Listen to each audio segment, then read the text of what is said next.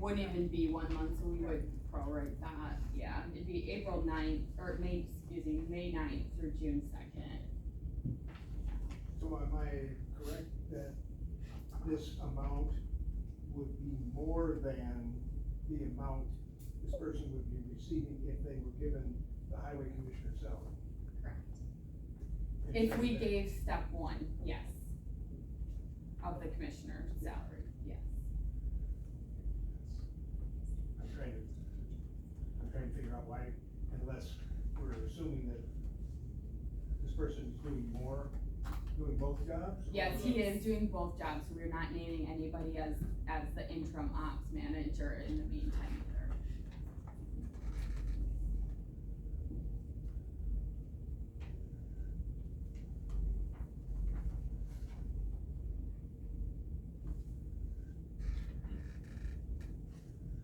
Do I have a motion? So, the other question would be,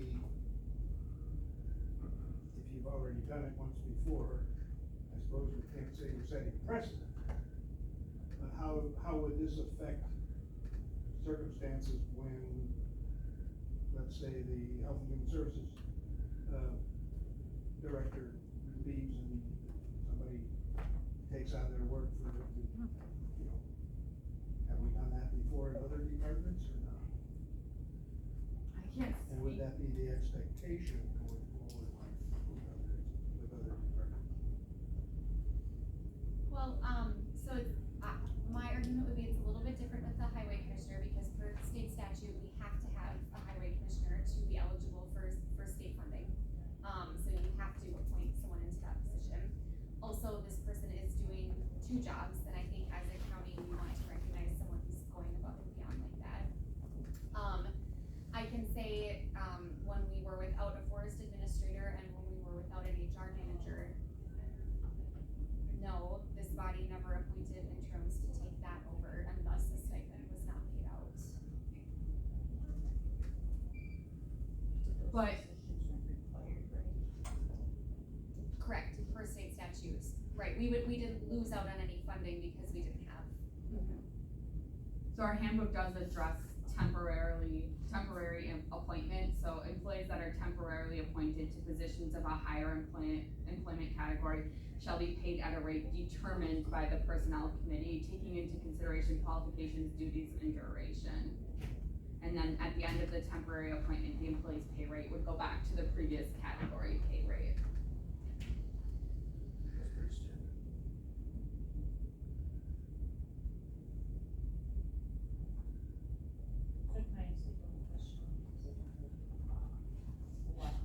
So the ops manager is at a step 1, Yes. and then when they go to highway commissioner, they stay at step 1, but have that different level of pay. Is that what you're saying? That's not necessarily true, we're asking for the $1,500 stipend instead of going to a different, Okay, yes, just because you're not putting them into that position. correct. The difference between those 2 steps would be much greater than or less than $1,500. You are correct, yes, yes. However, he is gonna still fill both roles, so. No, I'm Yeah. trying to use. I'm just trying to wrap my head around what Sometimes you're it's saying, like- that's all I'm Yeah. trying to do. No, that's- When we're raising from where to where. So actually, this person is doing 2 jobs, we're just saying here, It's an extra appreciate $1,500 you. for the extra work. yeah. And he's salaried, so he's not getting like an hourly overtime rate or anything like that, because he is in a salaried position right now. And if I might add, we did something similar when we had interim admin coordinator prior to actually starting. But it was a higher stipend for that. So is somebody being hired then? I'm gonna say the last question is, so you're going to establish in the next motion another compensation for what? Somebody else who's going to be the interim? That was no action was taken on that item in the highway committee this morning. And we will address that with the entire board at tomorrow night's meeting. So let's focus on agenda item 1 here. Do we have a motion to approve? Any further discussion?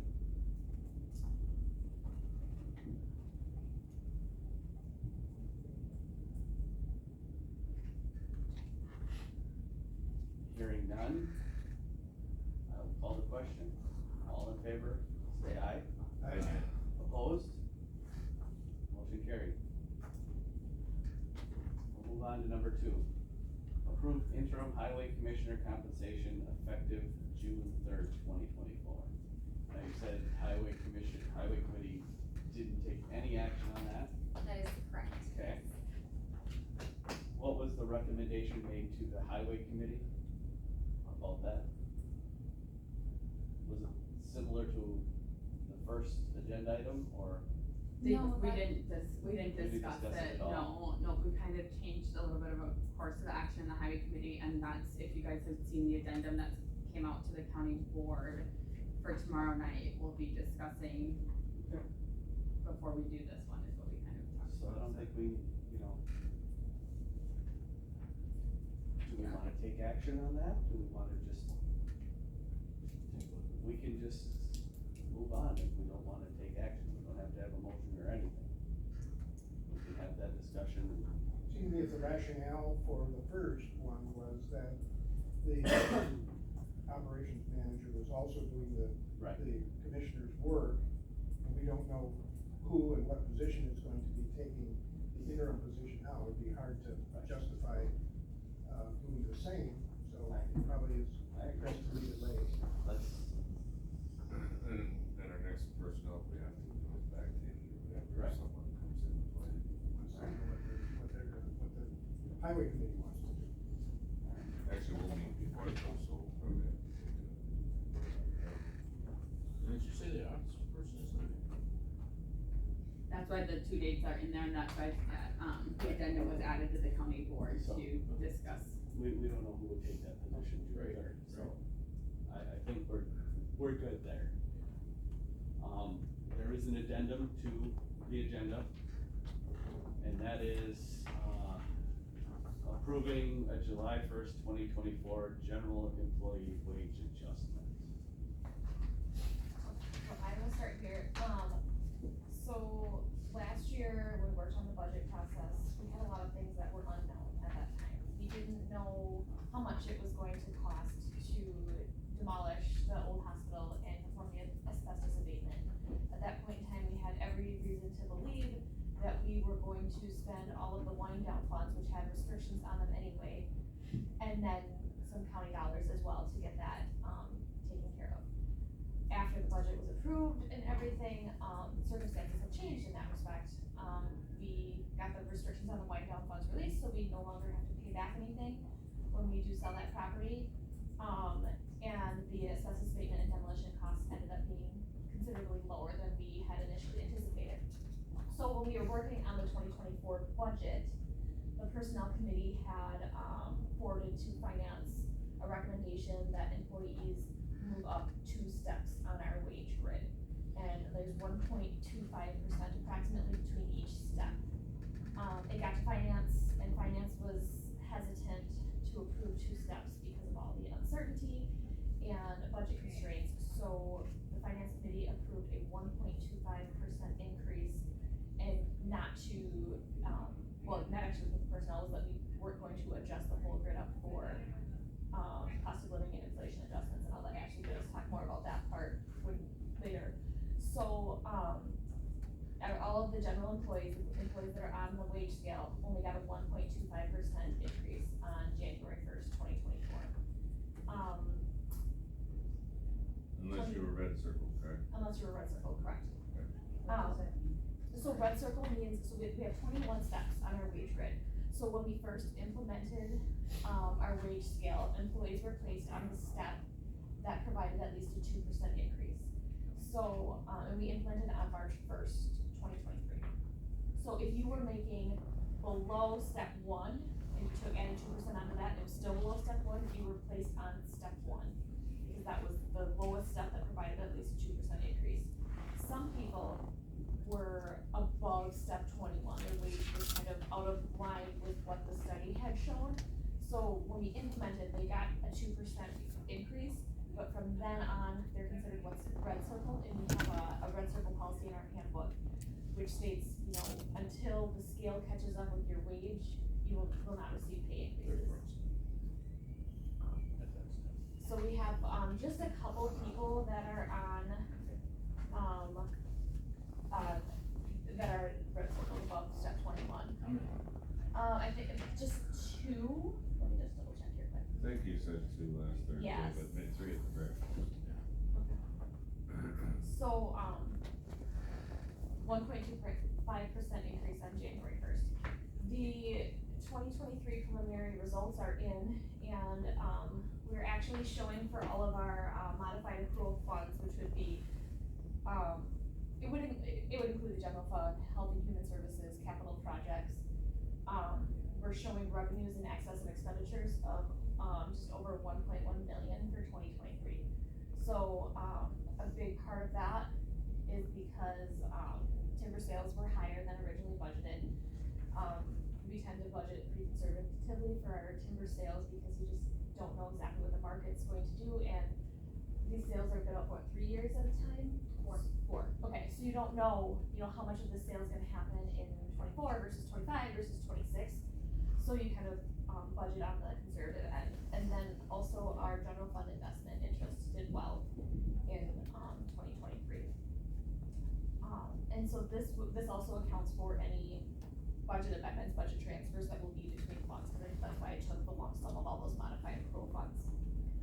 So we do have money in the budget to be able to provide increases on, July first, and so that's what we are proposing to you today, and I will let Ashley take it from here. No, that's good. I'm sorry if I repeat some of what she said, but what I wanna talk about is just for some of the new people too, on how the whole wage study was implemented. So I'm gonna start with that. So we started marketing this wage study in 2022. So that was kind of the comparisons that were used for the wages in 2022. The structure of our current wage scale was provided to us, and it was aged to be useful for 2023. So the point was, they knew that we were going to implement this wage scale effective January 1st of 2023. So that's what they made it useful for our 2023 year. When we implemented the wage study, or the wage scale, we chose to implement at a 25 to 50th percentile, so that is below average. So 50% would be the average. We chose to implement with a blend of 25 to 50%. Like Jamie had kind of mentioned, we placed employees on the step that would provide them at least a 2% increase overall. I know some employees did see a much larger increase. Some positions did because they were so far behind the wage scale. Is it fair to say a majority of our employees received a 2% increase, or? No, the majority of our staff were placed at step one. Which meant that, step one was that's the bottom of the scale. So. What would have that been, like a 2% from where they were, or is that higher? Higher. Okay. So, do you have any idea what they received about percentage wise? Okay, so they placed in place in the step that would provide at least a 2% increase. So our region, looking at, wage studies in general, our region saw an average of a 4% increase in 2023. So many of our employees, I don't know how many, but I don't know how many of our employees actually received an actual 4% increase. So that means in 2023, when we implemented our scale at the 25th to 50th percentile blend, we already implemented behind, and then we didn't give everybody at least that 4% increase, which would have been implementing that behind. Turn to 2024, we did just that one step increase, which was about 1.25% for everybody, which most people that equates to anywhere from like 24 to 30 cents increase for a lot of our, our lower level mid employees.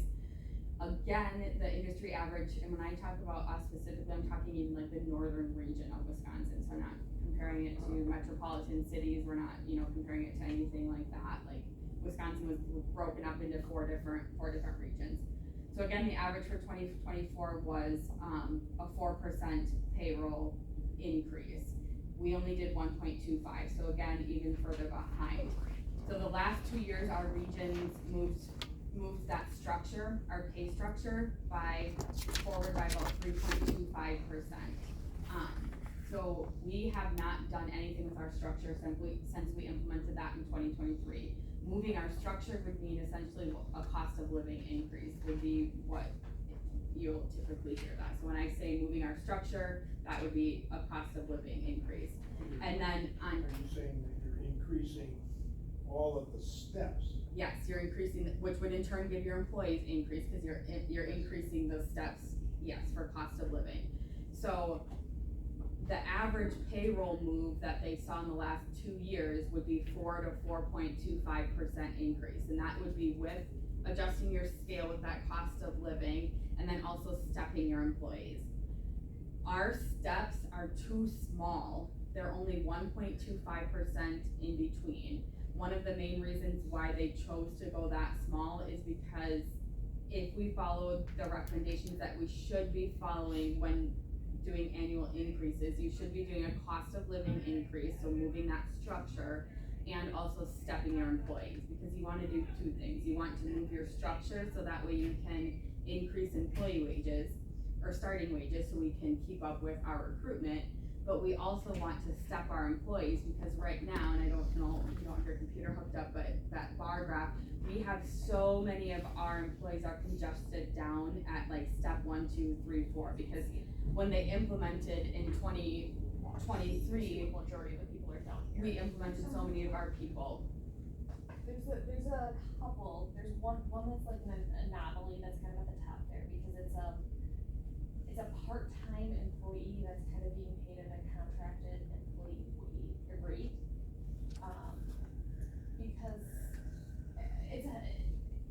the alternative is that we have to hire a full-time person to pay the benefits, so part of the reason why that one is paid such a high hourly rate is because it doesn't have that health insurance benefits, and there's not enough hours associated. Are the other bars only hourly rates, wage, or are they fully low? There's some of both. But the one that I'm speaking of specifically is a professional position where, without getting into the weeds too much in an open session, but, that's part of the reason why it's.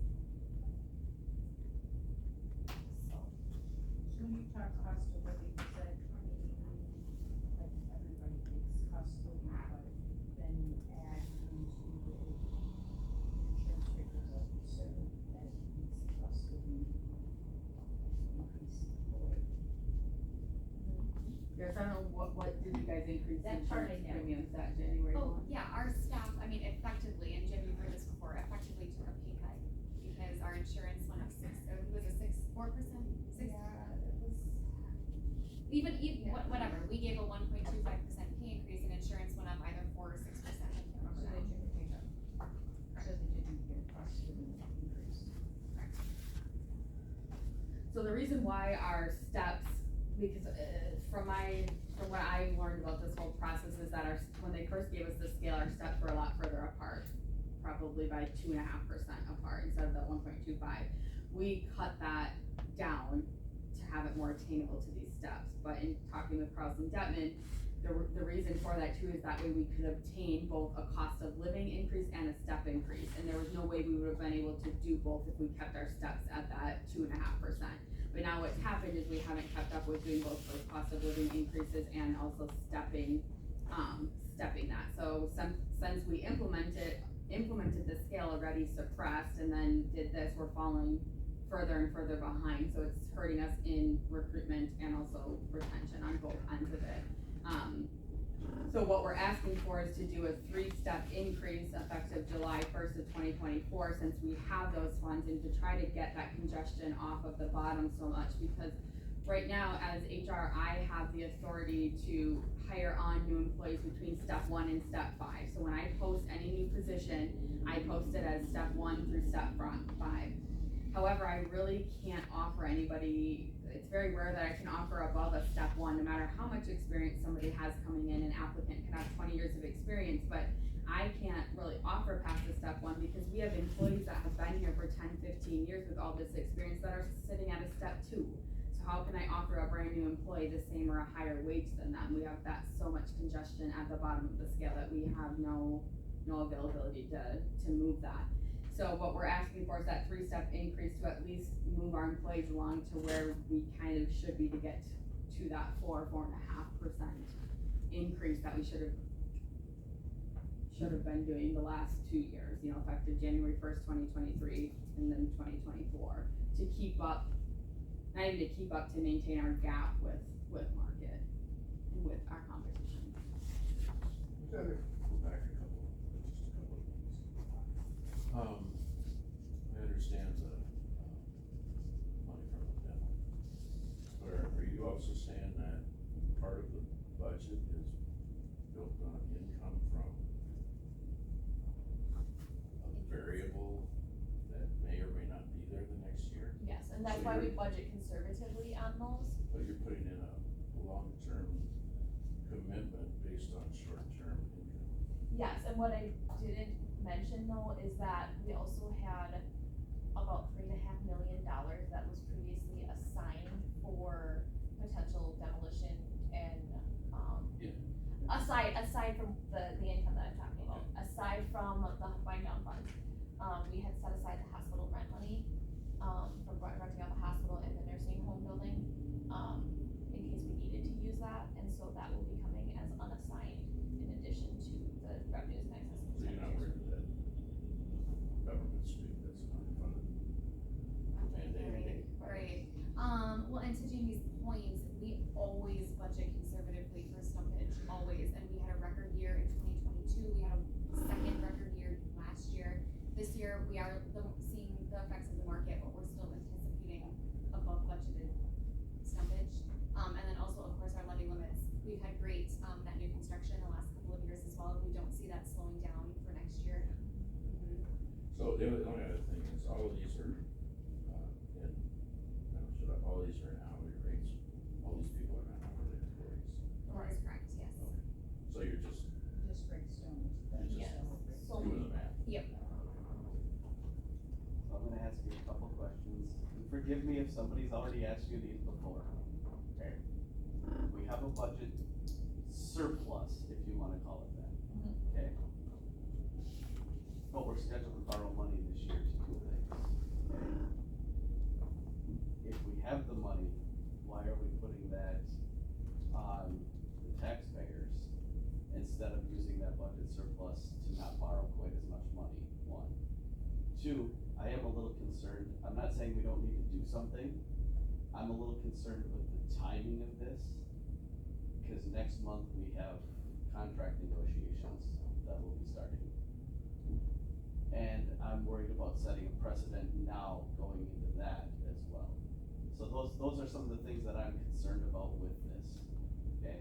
Again, I'm a financial person, so forgive me for asking the question, I'm not trying to be mean about it, but I'm asking, if we have money, why are we borrowing money then? Because, it's, from my perspective, if we can limit the amount of money we're borrowing and putting on the taxpayers, especially considering some of the other proposals that we have coming that will affect them significantly. Have we thought about that before we went to this? And I'm not saying we don't need to do this, and I'm not saying taking care of our employees is not important, because it is, but these are things that we should have serious conversations about before we just go, well, we got $3 million, let's put it here, when maybe we shouldn't be putting it there right now. Right, and the whole reason for this isn't because we're trying to spend a budget surplus, that is not at all the reason. We are just using that as a reason why we can afford to do this. And honestly, we can't afford not to give some sort of increase, because a 1.25% is a slap in the face for employees. Especially when you see what all the other areas have been giving their employees, like Barron County gave a 4% cost of living increase on January 1st. And all their employees are stepping up another 2.5% or so on July 1st. So also the borrowing, we borrow for capital related costs. So, this is coming out of operating. And so So, I don't know how familiar you are with general obligation debt, but our levy limits are set. So the only way we can increase our levy is by the net new construction or by the change in general obligation debt payments. So most places don't use their operating funds to pay for the long-term purchases. Some will use it to help mitigate those costs, but in order to maintain what we have, it's hard to, allocate those operating funds towards those long-term purchases. And I understand that, I get that completely. I'm just saying, we're asking for a fairly significant expenditure coming up here. Mhm. You know, if we can do something to help mitigate that in the short term for the taxpayers in the county, I think that would go a long way in smoothing some of those things over, because, people aren't real impressed with the fact of what their taxes are gonna go up. We're gonna do this, and again, I understand it, I get it. I'm looking at it from that financial standpoint of it, and saying, it's the timing of this with the things that are coming. Did we take that into consideration? Because that's my big concern. How does this affect us in June and July? And I would say that they're two very different topics.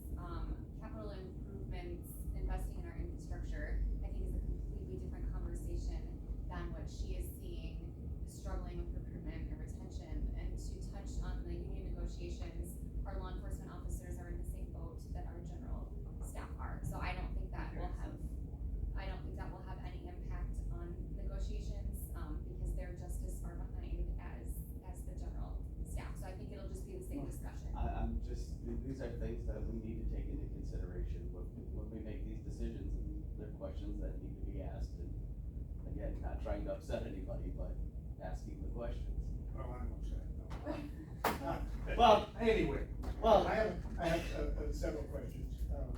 One, you mentioned budget surplus, but you didn't tell us what portion of the budget surplus we would be using for this purpose, so that has something to do with how well whether we use that budget surplus for some other purpose.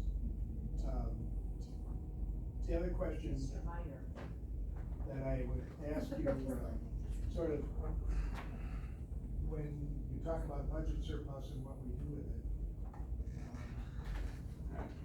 I can remember on a number of occasions when we were negotiating contracts, or when we weren't negotiating contracts anymore because we didn't have them, that oftentimes our employees or the representatives come in and talk about an increase. And they were usually talking about a bigger increase than we were. And how many times has the board responded to a request by saying, we'd really like to do this, but we just don't have the money to do it.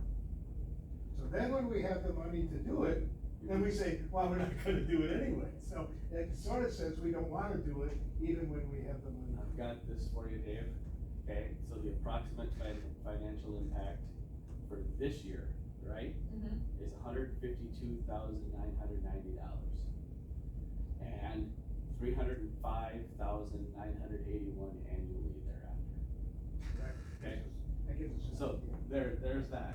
So Anybody else I want to also see that? wanted to, we can't do anything about this at this point, but, to just go back prior to the Carlson-Detman, analysis in the old system that, nobody liked, including those of us that created it and approved it. And I suspect that the step system will gain the same stature at some point. Nobody will like it, but that's what we have. But when we were doing that, our analysis of wages was entirely internal. So we compared all of our employees with each other within the county structure, and we reserved the sort of comparables with our competition, either in the community, in the industrial, sections of the community, or with other counties. We're gonna do that later, and then we never did.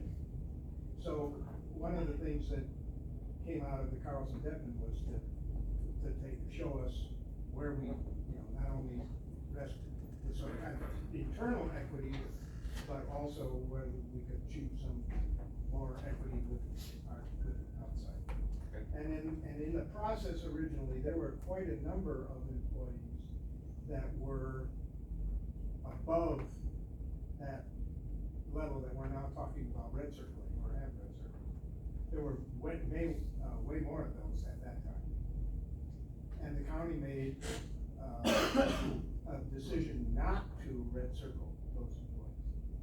And the primary reason for that at that time, and they still exist, is that most of those people that were above the scale were people that we had agreed to pay more because of recruitment and retention. So several of the employees in the forestry department, Connie probably I remembers remember that. this, yes, Yeah, I do. that we were hiring them because we were paying them more because we couldn't compete with the DNR and other companies. And so there were several other positions in more of the professional level, employees. And so now we've probably worn out most of those red circles now. But I think by red circling those employees, we will be facing the retention recruitment problem all over again with those people, because once again, those jobs and positions have not changed. They're still, our competitors are doing way better than we are in those, better in those positions. So that, that's a problem we will eventually have to address. Recruitment and retention is an issue. But now that we know what percentage of the surplus, we're not talking about that we're gonna, break the bank by making this decision. It's still a significant amount and needs to be well considered. Right. And we're good on the budget going forward, because we're gonna have to budget that in, obviously, going forward. Yes, and so this gets, I was gonna explain a little bit how our budgeting process works for wages too. So, early on in the budgeting process, we get each department their worksheets to work on.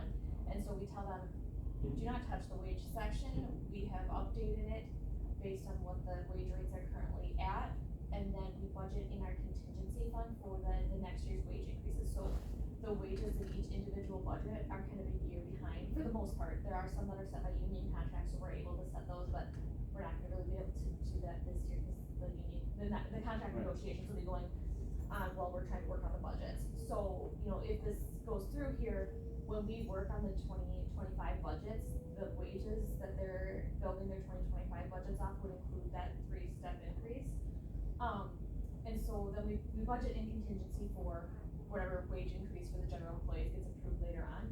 So then when we have to do contingency transfers, which, you guys will be hearing a little bit more about this tomorrow night, we would then transfer money out of contingency into those budgets that go over because of those wage increases. But for the most part, these budgets they find a way to absorb those wages into their budget where an amendment isn't needed, maybe not even a contingency transfer to cover those wages, because a lot of our wages are grant funded. So that says $152,000 to implement for July 1st through 12/31, realistically, it's gonna be a far less that hits the levy, because Health and Human Services will be able to absorb some of those increases in their, in their grants. Same thing with some of the land conservation grants. There are some wages that go through with forestry, highway, a lot of those get charged out to projects. So if we're doing projects for other townships, those, wages are recovered through those other funding sources too. There is also a blessing, I guess you couldn't call it a blessing, but in turnover, because if you lose somebody, they give you 2 weeks' notice and it takes you 2 months to replace them, you're not paying them wages for 6 weeks. So that you have money left over. Potentially, it could be a salaried person covering that time, or the employees choose to. Most departments don't have the level of training costs that probably the sheriff's department. So can I ask a question? So, doing this wage increase, which is on the table right now, is that going to, create so that they continue cutting pay? Yes, I mean, I'm sorry. that is a big issue, because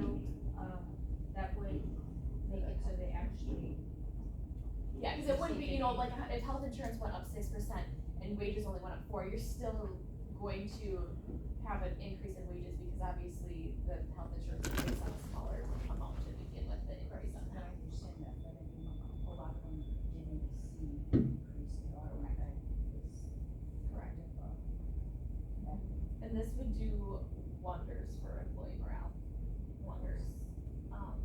And I kinda wanted to show you guys, like, so. I showed you that grid here. So that's where everybody's currently placed right now. And then if we implement this increase, that's what it's gonna change to. So it's going to shift that up. It's going to make it easier for Ashley to actually utilize her authority to place people on steps 1 through 5, or put offers out for steps 1 through 5 when she does have, offers to hand out. And we were looking at, this wage increase would only be for people that were already in their current position as of May 1st, 2024. So, cause theoretically, anybody that's hired after that would, you know, be getting an offer that they're comfortable with in this current market. It's the people that, you know, haven't recently. And then what Ashley was asking before about what the average wage increase was when we implemented the wage study. So the average was 8%, however, like I said, the majority of people kind of landed on steps 1, mostly, 70 people, so 51% of people landed on step 1. Well, and then when I take those, like take the wages and what well, 62 people out of the 138 only got a 3% increase. But there's some people, that their positions were so far out of whack that they got much larger, so that 8% is kind of inflated because of those really big pay bumps. I know that I had like one employee that when she got into her position, I couldn't offer her more than the top end of the scale, but the person that was doing that position that was like, or was, you know, had the same job title, was making more money, but basically doing less, but we didn't have the authority to raise above it, because we were just that far behind on our scale. The scale hadn't been adjusted even for the, you know, the cost of living increases that we had gotten.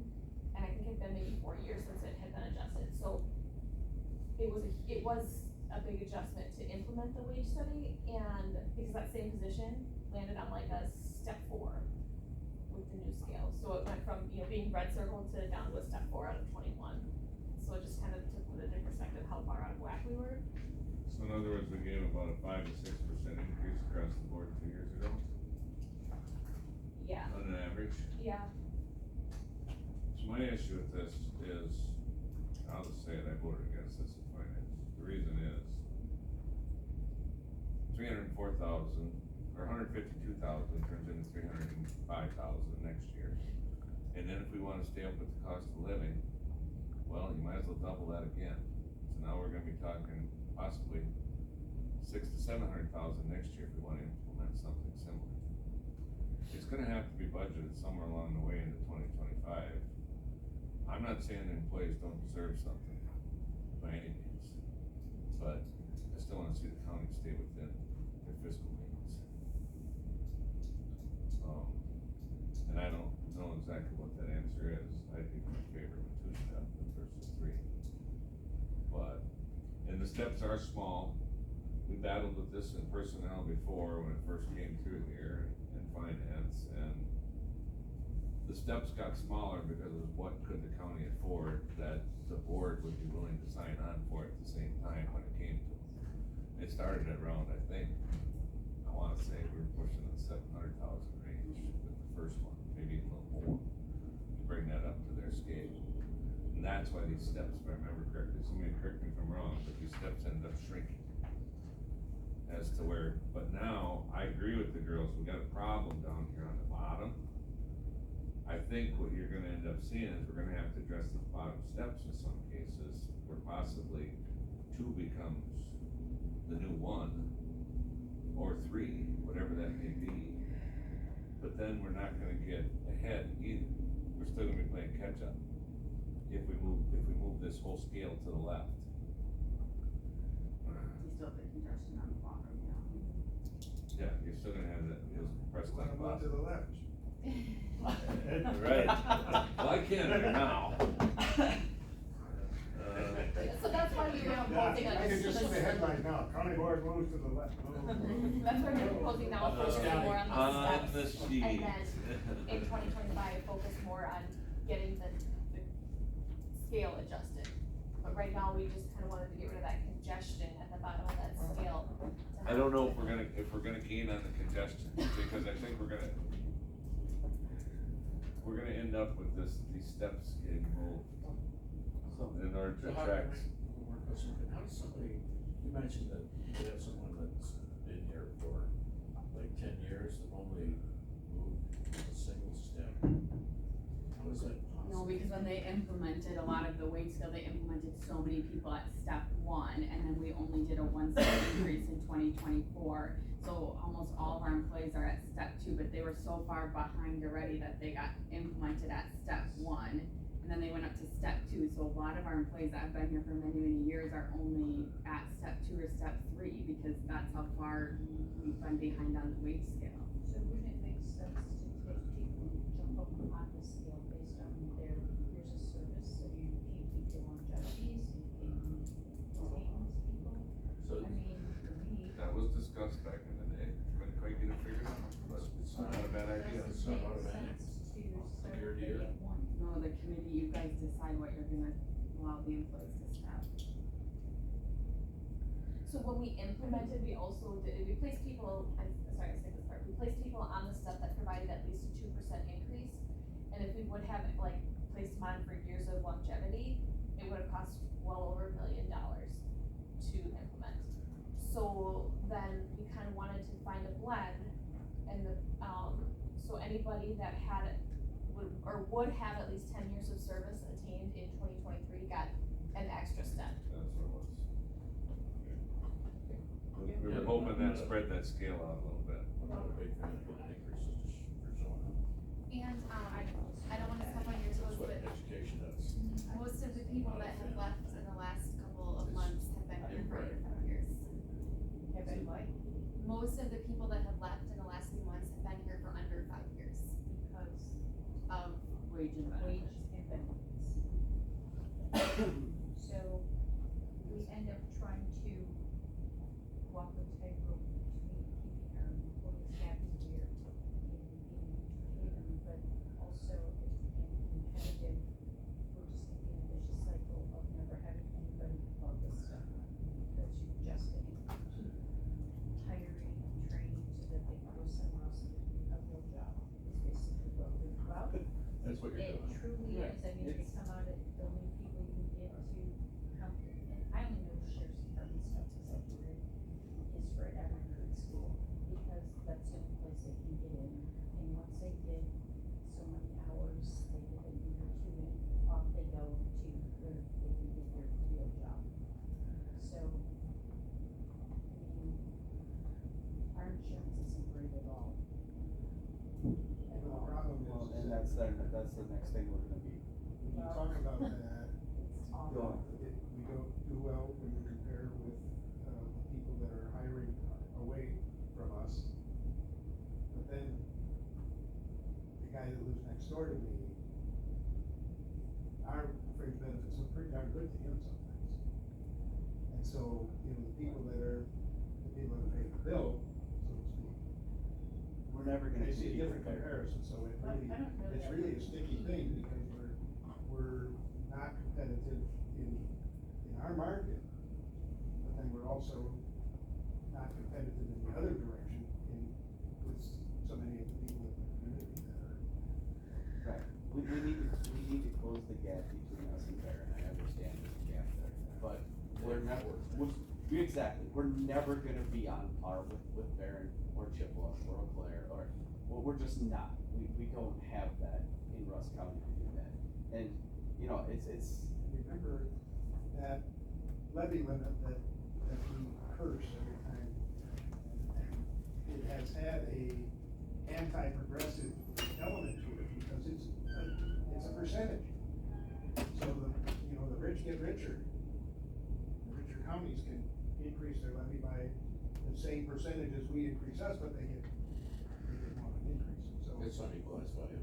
Yeah, but so the, Well, it's based on, so the gap gets, yeah, the net new construction, so like equalized value, they could say these properties are all worth, 10% more than they were the previous year, but the increase in equalized value does not impact our levy, it's the net new construction as a percentage of, yes.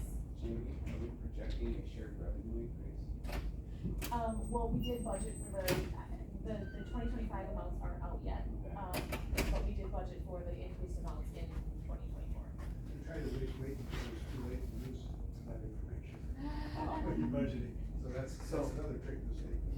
Here's my question, and again, forgive me if somebody else has asked this, but are we just shifting our congestion up the scale? Is it going to really make things easier for you? That's my biggest concern. Or are we just shifting it down the road and you're still gonna be stuck because of the congestion now at step 4 and 5? Well, we won't be hiring new, well, I mean, we could hire, yes, you're correct, that the congestion is still gonna be there, but right now, like, I have no authority, I can't go past step 1 really to offer people And of I any understand that, but caliber, I'm because asking everybody's this. right there. We need to get them off of step 2, 3, and 4. Like, we need to start shifting them up. And my worry is just, I totally understand, the financial, that we don't, necessarily, the budget numbers and all of that, but the problem is that we're gonna find ourselves back in the same exact boat of having that huge increase for our employees because we're not keeping up. I think, a lot of the things, and I don't wanna place blame on any of the board supervisors or anything, but I've had some individual questions from supervisors, and they think like, oh, we implemented this wage study, like, we knew you guys were gonna keep coming back and asking for more. Well, the point of implementing a wage study is to try to get us closer to market, but there's stuff that you have to keep doing, otherwise, yes, we're going to be back in that same boat. So I'm not gonna stand up here and try to lie to you guys, like, yes, I will be asking for something every year, because that's to even keep and maintain the gap. That's not even to gain on the gap, because like I said, we implemented that suppress below 50% even, and we're not at all keeping up with the increases of what, even compared to like public sector. That information I just gave to you is strictly public sector. That's not comparing to private sector. That's not, their wages are way higher in the private sector than we can ever want to obtain right now. But I'm worried that if we don't keep doing something and at least trying to maintain and gain on some of that, we're gonna be in the same boat where we're gonna have a ghost town of employees and be so far behind. Better to ask to have maybe figure out some way to get the congestion out of there by saying, hey, if you're here 5 years, this is a retention thing. If you're here 5 years, you skip up 2, then you skip up 3. If you're here 7 I think years, that's you a skip whole, up. other issue, separate from this too, that I know there is a department head that's working on that, that's working on what we can do for some sort of longevity, but I think that's a whole other So that retention though, I mean, discussion. Yeah, costs probably. so much to replace our employees that you're spending all this money just throwing it in the bucket, basically. You're talking about raising, using the percentage increase, but the employees are gonna say percentage of what? Right. We could get somebody that 10% increase, but if the base that they're getting, the 10% increase isn't where it should be, they're still not getting, parity. It's just, it's always 10% or lower, huh? Yeah. One thing you could do there is increase the PTO bank for longevity. Right? Yeah. That would be something that wouldn't be a whammy on the county and a huge check every year. I'll show you. But what's on the board, what's on this right here, right now, Right, is what before we us need is, to yes. talk about, is we want to make a motion to We wanna get beat up by the rest of the board for making a motion to. Well, I don't it think- went I through don't finance think- already. Yeah, I did go through finance. Finance approved the 3-step. And I would like to make that motion. Okay. But now, hold it, what's in the finance minutes is different than what this resolution says. So what are we going off of here? 'Cause this got changed in the resolution. What got changed? Finance approved a 3% increase, Well, 3 step. three steps. In the resolution, it doesn't say anything about, other than it was discussed about the red circle, but it didn't say anything about 19 or anything in this. Oh, that's just because they would, it's just kind of explaining that if they're on 19 right now, they're not gonna get 3 steps because there's not 3 steps to go. So they would be red circled, and so they would only get 2. We didn't talk So about that. if they're level 19, they would go to 21. We just didn't, I don't No, I think. got it was your written. point on it. If they're 20, they would only go up 1 to 21. Cause your red circled employees are really gonna only get increases when you move the Right, whole yeah, structure sure. and do a Yeah, whole. if that even moves them within that range too, so. Yes, so your motion is to approve the 3-step increase? Okay. Second, any further discussion? Yeah, I do have a question on the first paragraph, or the second whereas. It says that for employees that were employed in their current position. So, I can understand new hires, So there's been some employees that have been offered, that have applied for different positions within the county, like